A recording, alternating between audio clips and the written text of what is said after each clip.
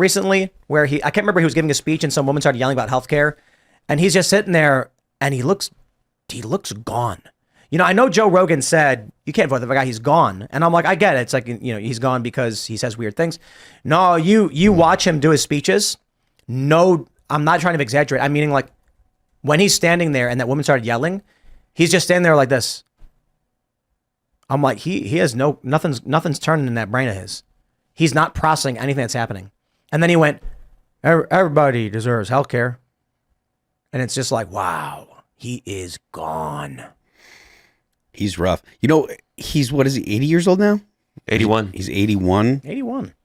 And he's having to deal with protesters too, for the first time, like coming to his rallies. Like he had, you know, a recent rally in the South, and they're coming at him, and he's never had to deal with that. He doesn't deal with it well because it's an interruption. His whole thing when he's giving a speech, and I'll grant him this.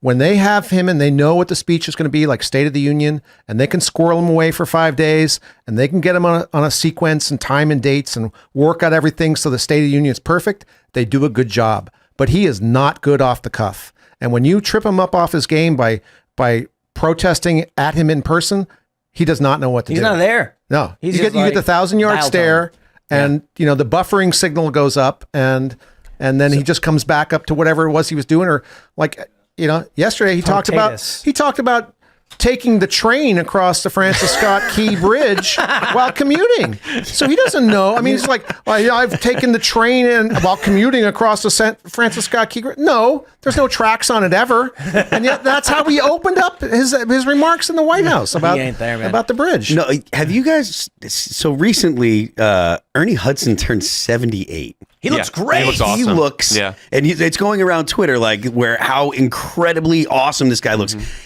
And if you look at Joe Biden, it is clear the guy is falling apart, dude. Right? Ernie, even compared to Trump. I went and saw Ghostbusters, Frozen Empire. I liked it. People are saying they didn't like it. I guess they got bad ratings. I'm like, I don't know. What do you expect? You go to the movies, you eat popcorn. It's fun. Yep. And Ernie Hudson looks fantastic for 78.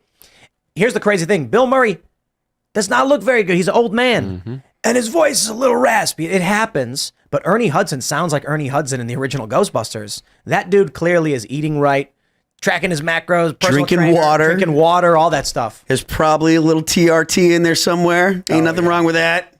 Yeah, we'll vote for him. Right. So Bill Maher had this segment recently where he said he thinks that Donald Trump is going to win, that Biden's going to lose because hot dogs are more expensive. And then everyone laughs. And I just felt like that is the smarmiest, elitist, liberal thing you could possibly say. The hot dogs have gone up, so now they're going to vote for Trump. Bro, it's everything. It's rent. It's basic necessities. It's a 40-year-old guy making a viral video where he's like, I can't afford to feed my daughters. And he's like, well, your hot dogs are more expensive, so you're voting for Trump? Come on, man. It's like, no, my kids need to eat. It's kind of a let them eat cake moment.